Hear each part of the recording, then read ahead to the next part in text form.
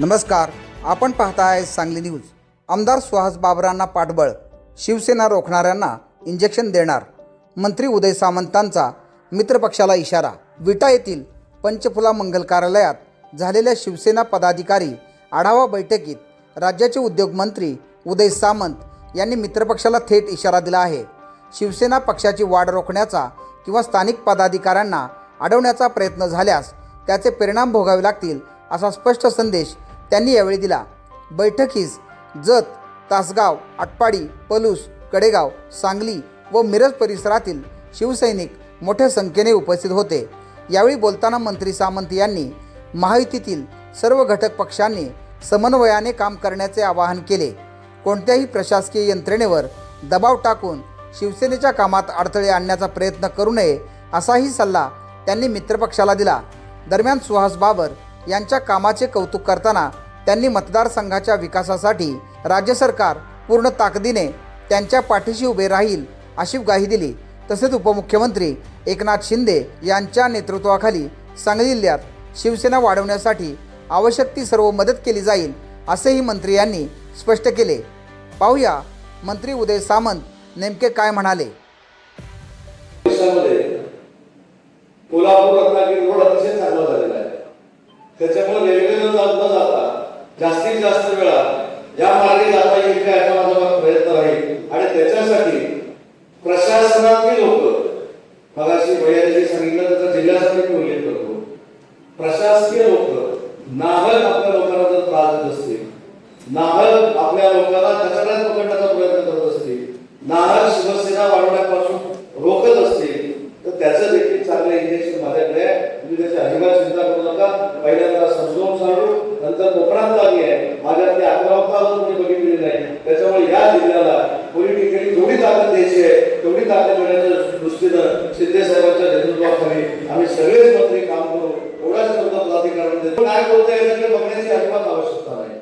आणि काही लोकांना माझी नम्रतेनं महायुतीतल्या सगळ्या मंडळींना पदाधिकाऱ्यांना एक विनंती आहे की महायुती ही समन्वयानं झाली पाहिजे. आणि त्या समन्वय समितीचा मी सदस्य आहे.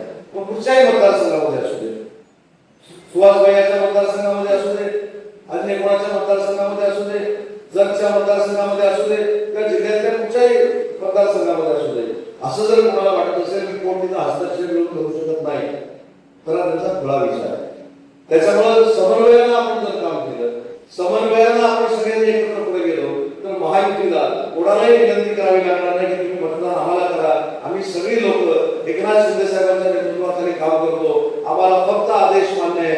एकनाथ शिंदे साहेब सांगतील ते आम्ही करणारे कार्यकर्ते आहोत, ते आम्ही करणारे पदाधिकारी आहोत. पण अशी वेळ काय येते याचं देखील आत्मचिंतन आणि आत्ममंथन काही लोकांनी करण्याची गरज आहे. आज सुहासभाई प्रामाणिकपणे काम करतात. आमचे नानाजी पाटील असतील, आमचे सगळे नगराध्यक्ष असतील, सगळे प्रामाणिकपणे काम करतात. पण मला कधी कधी वाटतं की राजकारणामध्ये नवीन नवीन काही प्रथा पडतात. प्रशासकीय कामं थांबवायची, अधिकाऱ्यांवर दबाव आणायचा, एवढंच जमलं नाही तर पोलिसांना सांगून केसेस दाखल करायच्या, ते काही योग्य नाही. राजकारणामध्ये काम करत असताना आज आम्ही क्रीडा सेनेचे प्रमुख चंद्रहार पाटलांना केले आहे. त्यांच्याकडनं काही लोकांनी खिलाडी वृत्ती शिकावी असा माझा त्यांना मुलाचा सल्ला आहे.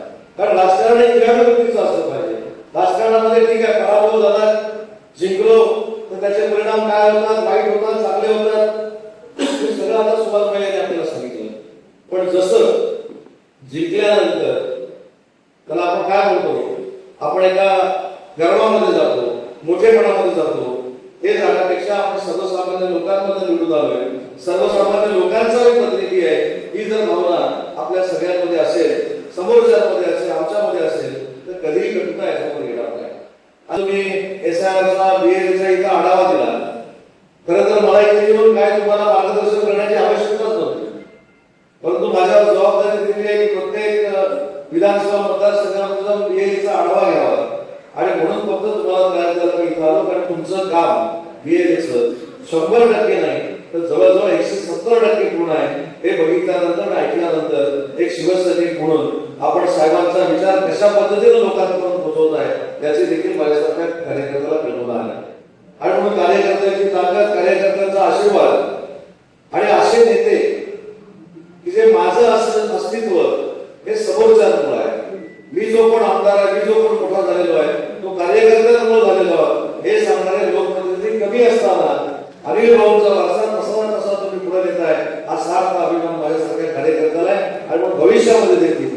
तुमच्या मतदारसंघातले वरिष्ठ लोक, तरुण सहकारी, विद्यार्थ्यांसारख्या भगिनी या तुम्हाला ठेवा म्हणून जातील, हा विश्वास माझ्यासारख्या कार्यकर्त्याला आहे.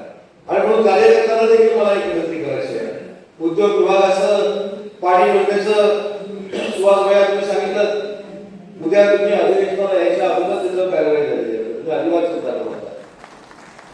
उद्या अधिवेशनाला 11 वाजता माझ्या ऑफिसनं तुम्हाला कळवलं असेल की नळ पाणी योजनेच्या एस्टिमेटसाठी माझे आदेश गेलेले आहेत आणि त्या कामाला सुरुवात झालेली आहे. तरी तुम्ही अजिबात चिंता करू नका. ज्या पद्धतीनं माननीय साहेबांचा विश्वास तुमच्यावर आहे, तुमच्या सगळ्यांचा विश्वास साहेबांवर आहे, म्हणून आमची देखील जबाबदारी आहे साहेबांचे सहकारी म्हणून की तुमच्यासारख्या नेत्याला आहे त्याच्यापेक्षा दुप्पट तिप्पट टाकली केली पाहिजे. सांगितलंय की माननीय एकनाथ शिंदे साहेबांना काही सांगावं लागत नाही. ज्यावेळी योग्य वेळी ते सुहास बाबरांना देखील प्रशासकीय न्याय माननीय एकनाथ शिंदे साहेबांकडे दिला जाईल, हा देखील त्या कार्यक्रमात त्याचा अर्थ तो मला अधिकार आहे का बघायचं देखील सांगितलं. माननीय शिंदे साहेब ठरवतील. परंतु ज्या पद्धतीनं सुहास भैया काम करतात किंवा सुहास भैयांच्या नेतृत्वाखाली सांगली जिल्ह्यातले सगळे आमचे शिवसेनेचे पदाधिकारी काम करत आहेत, आज या जिल्ह्यातला जो पॉलिटिकल व्यापक आहे तो सुहास भैया आपण भरून काढू शकतो. कार्यकर्त्याला कशी ताकद द्यायची, कार्यकर्त्यासाठी काय करायचं, कार्यकर्ता जर चांगलं काम करत असेल तर त्याच्यासाठी एकनाथ शिंदे साहेबांच्या नेतृत्वाखाली कसं उभं राहायचं ते थोडंफार ज्ञान मला असल्यामुळे सुहास भैया माझ्यासारखा कार्यकर्ता जिथं बोलेल तिथं जातो. आणि म्हणून काही लोक जसं तुमची बदनामी करतात तसं माझी पण बदनामी करतात. हे असं करणार आहे, तसं करणार आहे, हे करणार आहे. ही पिलावळ फारच झाली काही ठिकाणी आणि त्याच्यातली जास्त सागरीच झाली आणि ती त्रास तुम्हाला देते हे मला पूर्ण माहिती आहे. पण तुमच्यामध्ये मनगटामध्ये ताकद नाही, तुमच्या विचारामध्ये ताकद आहे, अनिल भाऊंच्या विचारामध्ये ताकद आहे, शिवसेनेच्या विचारामध्ये ताकद आहे. आणि म्हणून कोणी आढावा आलं त्याला भुईसपाट करण्याची ताकद तुमच्यामध्ये आणि जी शिवसैनिकांमध्ये आहे. प्रत्येक पदाधिकाऱ्याने हेच ठरवलं पाहिजे की ज्या पद्धतीनं साहेब काम करतात, आम्ही सगळे सांगतो की साहेब 18 तास काम करतात, 20 तास काम करतात, आपण 1 तास 40 मिनिटं काम करूया किंवा आपण फक्त 2 तास काम करूया दिवसात, एवढं जरी ठरवलं तरी आपल्या शिवसेनेला मागे टाकेल असा पक्ष महाराष्ट्रात राहणार नाही. त्याच्यासाठी आपण काम केलं पाहिजे, आपण जीव ओतून काम केलं पाहिजे. आणि यासाठी मला फक्त आपल्याला विनंती करायची आहे की खरा आता याचा टप्पा हा 30 तारखेपासून सुरू होतो. आता आपण बीएलओचा आपण संपर्क केला, आपल्याला आहे त्याच्यापेक्षा दुप्पट आपण बीएलए केले, त्या सगळ्या गोष्टी मला मान्य आहे. पण आता खऱ्या अर्थानं जे सुहास भैयांनी फक्त त्यांच्या मतदारसंघामध्ये सांगितलं नाही की आता मला हे प्रत्येक मतदारसंघामध्ये सांगितलं पाहिजे की विसंगती असलेली जी लोक आहेत याच्यावर आपण आता कॉन्सन्ट्रेट केलं पाहिजे. ही जर आपली लोक असतील आणि ही जर डिलीट झाली तर त्याचा फार मोठा राजकारणामध्ये फटका आपल्याला बसू शकतो. त्याच्यामुळे अतिशय चांगल्या पद्धतीचं मार्गदर्शन सुहासजीने करत असताना नुसतं तुमच्या मुद्दा नाही, आम्हाला देखील कुठेतरी मार्गदर्शन केलेलं आहे की आता बाबा विसंगती असलेली जी मतं आहे ती जर आपली असतील तर ती तशीच ठेवण्याची जबाबदारी ही बीएलएची आहे. यासाठी देखील आपण सगळ्यांनी मिळून काम केलं पाहिजे. आणि शेवटी हा फक्त काय आमदारकीचा प्रश्न नाही आहे किंवा हा काय फक्त खासदारकीचा प्रश्न नाही.